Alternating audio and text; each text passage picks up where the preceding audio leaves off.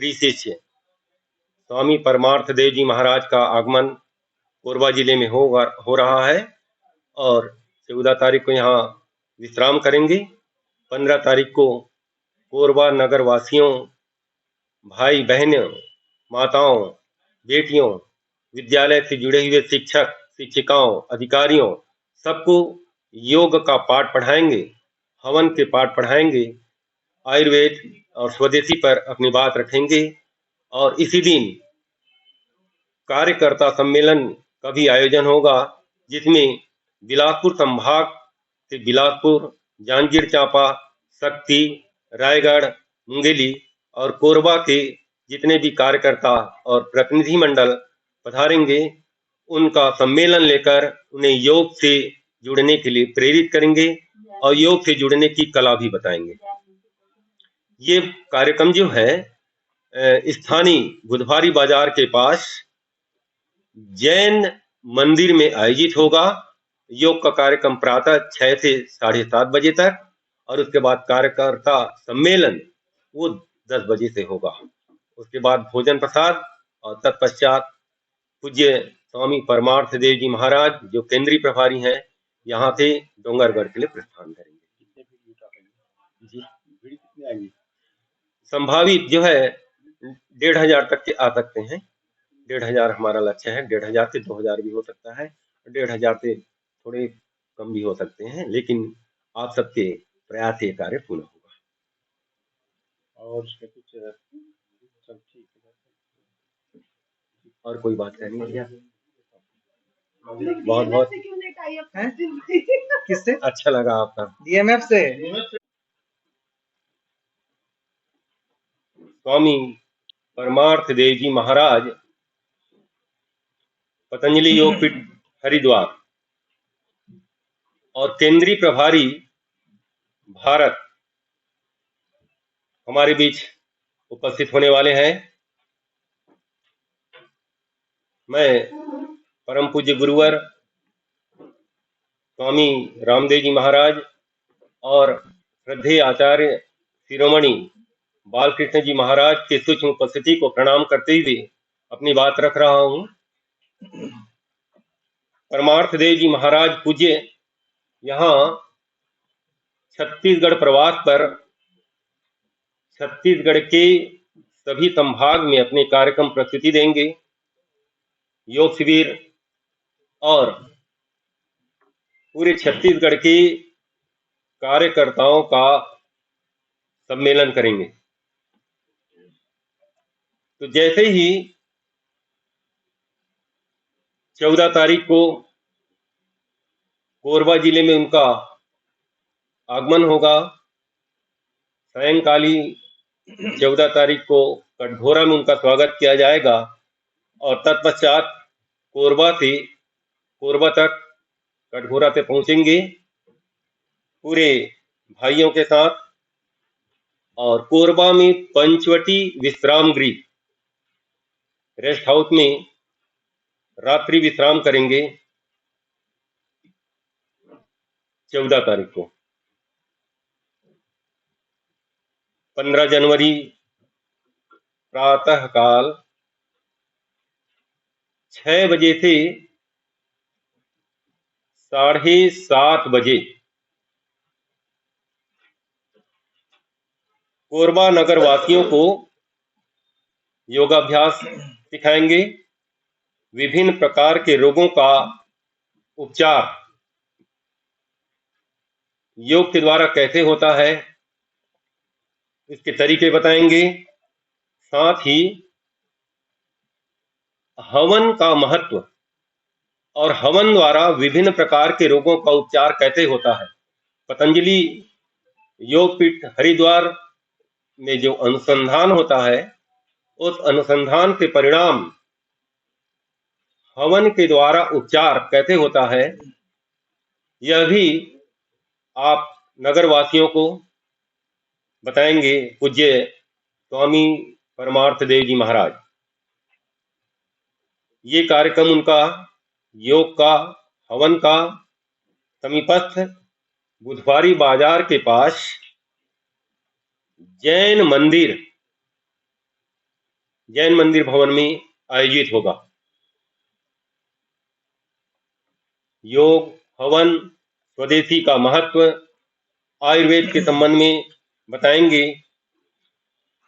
हवन के द्वारा रोगोपचार बताएंगे और विभिन्न प्रकार का उपचार हवन से कैसे होता है ये सबको बताएंगे। क्रिटिकल असाध्य रोगों का भी उपचार आज हवन के द्वारा संभव है, उस पर प्रकाश डालेंगे। तत्पश्चात पूज्य स्वामी जी महाराज बिलासपुर संभाग से पधारे हुए हमारे कार्यकर्ता और प्रभारी प्रतिनिधि मंडल जो विभिन्न जिलों से यहाँ आएंगे, बिलासपुर, मुंगेली, जांजगीर चांपा, शक्ति, रायगढ़ और कोरबा की पतंजलि योग समिति, भारत स्वाभिमान, महिला पतंजलि योग समिति, युवा भारत, पतंजलि किसान सेवा समिति से जुड़े हुए जितने भी पदाधिकारी हैं और कर्मठ कार्यकर्ता वो महासम्मेलन में भाग लेंगे। उन सबको योग, आयुर्वेद, हवन आदि के संबंध में पूज्य परमार्थ देव जी महाराज मार्गदर्शन करेंगे। सम्मेलन जो है वह जैन भवन में ही संपन्न होगा और सम्मेलन के तुरंत पश्चात कार्यकर्ताओं के साथ फोटोग्राफी का कार्यक्रम होगा। फोटोग्राफी के पश्चात भोजन प्रसाद ग्रहण करेंगे और भोजन प्रसाद के उपरांत पूज्य स्वामी जी महाराज जहां से डोंगरगढ़ के लिए प्रस्थान करेंगे। डोंगरगढ़ में भी उनको 15 तारीख को ही पहुंचना होगा। 15 तारीख को यहाँ से प्रस्थान करेंगे डोंगरगढ़ के लिए। आप सभी प्रिंट मीडिया और इलेक्ट्रॉनिक मीडिया से जुड़े हुए भाई बहनों से विनम्रता पूर्वक पतंजलि योग समिति, भारत स्वाभिमान, महिला पतंजलि योग समिति, युवा भारत, पतंजलि किसान सेवा समिति से की ओर से आप सबसे विनम्रता पूर्वक निवेदन है कि इस पावन कार्य को अध्यात्म संस्कार, योग, हवन, इसको आप जन जन तक पहुंचाने में, एक पुनीत कार्य करने में सहभागी बने। आपका ये कार्य जो है योग धर्म से राष्ट्र धर्म का कार्य होगा, ऐसा मेरा विश्वास है। अब तक जो एक नई ऊंचाई को प्राप्त किया है योग और हवन, वो आप सबके प्रचार प्रसार से हुआ है। मैं आपको बताना चाहूंगा कि पूज्य परमार्थ देव जी महाराज जब यहाँ पधारेंगे तो उनके साथ भारत स्वाभिमान के विशिष्ट राज्य प्रभारी छत्तीसगढ़, उड़ीसा और मध्य प्रदेश के जो प्रभारी हैं आदरणीय संजय अग्रवाल जी, उनके साथ किसान सेवा समिति के राज्य प्रभारी श्रद्धेय गणेश तिवारी जी, मीडिया प्रभारी आदरणीय गीतांजलि पटनायक और पूज्य स्वामी नरेंद्र देव जी महाराज भी उनके साथ होंगे, जो अभी मेन पार्ट में योग और अध्यात्म हवन का प्रशिक्षण दे रहे हैं। मेन पार्ट में आप पुनीत कार्य के लिए एक बार फिर से आप सबसे विनम्रता पूर्वक मेरा निवेदन है। वंदे मातरम, सादर प्रणाम। बाबा रामदेव यहाँ पर आए थे, पत्रकार वार्ता उन्होंने की थी जी और वो एक आदर्श है वो प्रतीत हुआ और योग का कार्य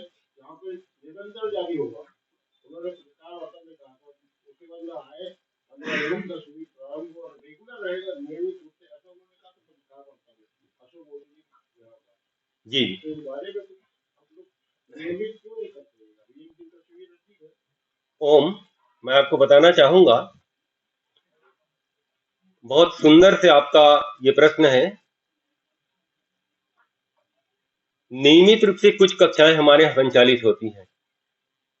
अभी बीच में कोविड के कारण जब कुछ प्रतिकूलताएं आई तो कुछ कक्षाएं 80 से ऊपर कक्षाएं नियमित रूप से कोरबा जिले में संचालित हो रहा था। उनमें से कुछ कक्षाएं जो है भी अनियमित हो गई हैं, बंद नहीं हुई हैं, अनियमित हो गई है विभिन्न कारणों से। तो उनको भी फिर से जागरूकता लाने के लिए, इस कार्य को मूर्त रूप देने के लिए, नियमित करने के लिए हमारे दूरस्थ अंचल में जो भाई है करतला जैसे दूरस्थ अंचल, और यहाँ पोड़ी प्रोड़ा के दूरस्थ अंचल पिपरिया जैसे गांव में भी ये जो मेरे बाजू में बैठे हुए हैं श्रद्धे आदरणीय वैद्य जी और आदरणीय गुरुमंत्री जी, बहन विंद्रा चौहान और इंद्राणी पांडे, सब मिल करके, और भी हमारे पदाधिकारी और कर्मठ कार्यकर्ता हैं जो इस कार्यक्रम को मूर्त रूप देते हैं।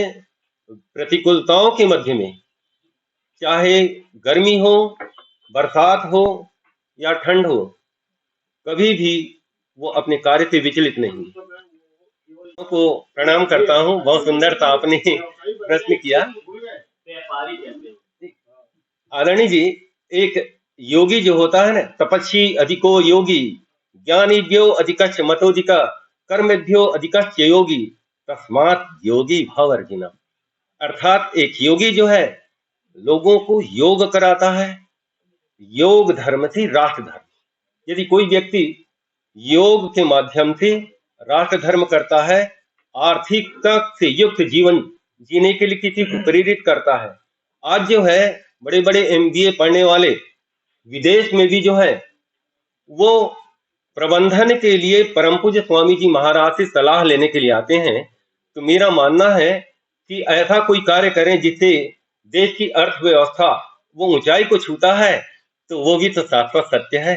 इस बात को मैं बड़ी विनम्रता, जो 15 तारीख को जो योग होगा वह पूर्णतः निःशुल्क रहेगा। इसमें किसी प्रकार से किसी का कोई शुल्क नहीं लिया जाएगा।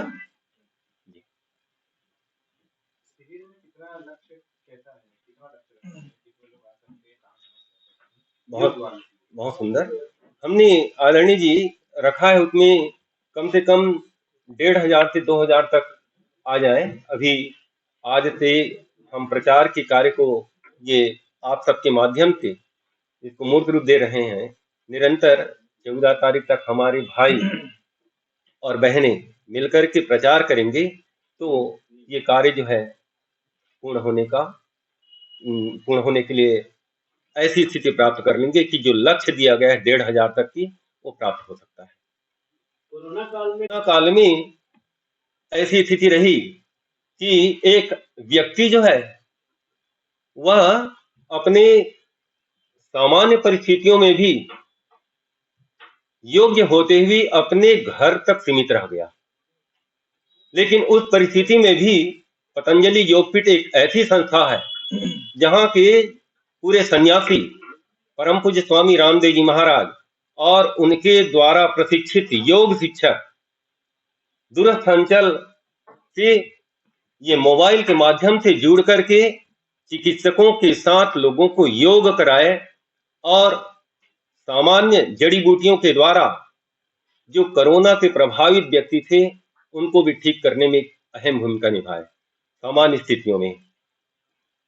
किसी प्रकार के सरकार को सहयोग नहीं किया, आप ये कहना चाहते हैं? मेरा मतलब ये नहीं, सरकार को सहयोग करने के लिए जो उनने सहयोग किया वो सरकार ही नहीं अपितु पूरे विश्व को सहयोग किया। एक आर्थिक सहयोग को ही मैं सहयोग नहीं मानता। मेरा मानना है कि व्यक्ति किसी भी रूप में यदि सहयोग करता है, चाहे वो किसी का उपचार करके या किसी का भला करके, चाहे आर्थिक रूप से सहयोग करे या किसी जैसे आदरणीय चिकित्सक के रूप में सहयोग देते हैं, इनके कार्य जो है आप सभी वंदनीय कार्य करते हैं, सब वंदन करते हैं। आदरणीय भाई जी है, जन जन की आवाज बन करके दूरस्थ अंचल में जाकर के लोगों को योग सिखाते हैं। कार्य दोनों करते हैं, दोनों राष्ट्र धर्मी हैं। इनके कार्य को मैं वंदन करता हूँ वही वंदनीय कार्य उनने भी किया, और कुछ दवाई का भी जो उनके योगपीठ में बनाया गया था उसको भी वो तत्कालिक सरकार को प्रदान करके लोगों को एक जीवन जीने के लिए प्रेरित किया, और उनके जीवन को आप एक मजबूती प्रदान करने के लिए, आत्मविश्वास प्रदान करने का प्रयास किया था परम पूज्य स्वामी रामदेव जी महाराज ने। ओम। तो कोरोना काल में जो दवाई बहुत सुंदर था आपका, आपके बहुत बहुत प्रणाम करता हूँ। इतना सुंदर प्रश्न जो कोरोना काल में उनने लॉन्च किया था, उस दवाई की महत्ता जो है, तत्कालिक जो बैठा हुआ व्यक्ति था उस समय जो 19 में जो परिस्थितियां बनी, घर में सब कैद रहे, घर से नहीं निकल पा रहे थे, उनकी दवाई का मेरे पास इतने फोन आया था। प्रतिकूल परिस्थिति में 8 डिब्बे मेरे पास रहे। मेरे साथ आदरणीय वैद्यराज भी हैं, वो इस बात को भली भांति जानते हैं कि कितनी उनकी दवाई की बिक्री होती थी। मैं स्वयं जो था, उनकी दवाई 2 डिब्बे मेरे पास थे, 3 डिब्बे। एक डिब्बे एक भाई को दिया, बहुत क्रिटिकल पोजीशन में रहे, और 2 डिब्बे जो है केवल 6 गोली का एक पुड़िया बना करके अपने मुंह में मास्क लगा करके पूरे उन व्यक्तियों तक जिनके फोन आते थे मैं प्रदान करता रहा, ताकि उनको उपचार मिले। और आप सबका आशीर्वाद उस व्यक्ति को मिला जिसने भी उस गोली का सेवन किया, केवल 3 दिन में समाधान हो गया। ये इतना वो अच्छा गोली है। आप आज भी देख सकते हैं, वो अणु तेल उसमें का नासिका में डालेंगी तो श्वसन संबंधी प्रॉब्लम आपके एक ही दिन में ठीक हो जाएगा। अपने को प्रोजेक्ट नहीं करना चाहता, जो आप जो है करो और पाओ। आप एक दिन योग करोगे तो आपको योग से उसी दिन मिलेगा। और केवल मैं सैद्धांतिक रूप से ये कहूंगा कि योग करने से फायदा है, मैं कहूंगा और करूंगा नहीं तो मुझे लाभ नहीं होगा। ऐसा ही पतंजलि का सिद्धांत है। तो उसकी दवाई का जितने भी सेवन किया उसको उसका लाभ हुआ। आने वाले समय में भी उसका दवाइयों का सब लोग प्रयोग करेंगे और सबको लाभ होगा। आप जो कह रहे हैं कि आने वाले समय में कोरोना फिर से प्रभावित हो सकता है, तो ऐसी स्थिति नहीं आएगी। आप सब सजग प्रहरी हैं, राष्ट्र धर्म निभाना। प्रचार पर मेरा मन आते, आप तो खुद ही प्रचार करते हैं।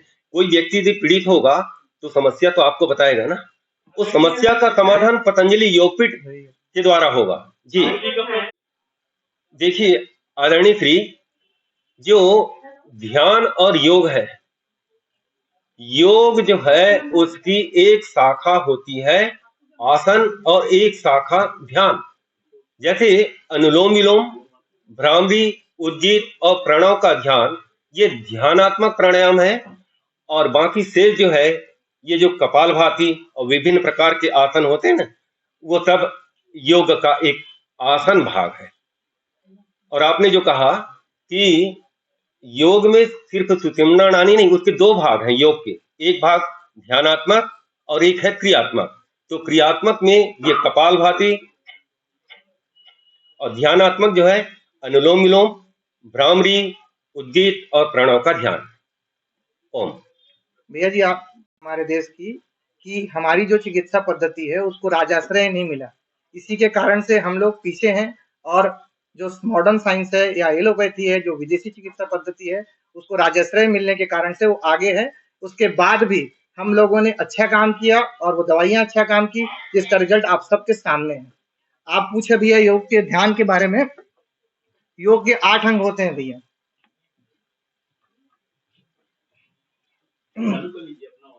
ये वाला चालू करोगे, वो इसको दबाइए, हाँसी दबाइए।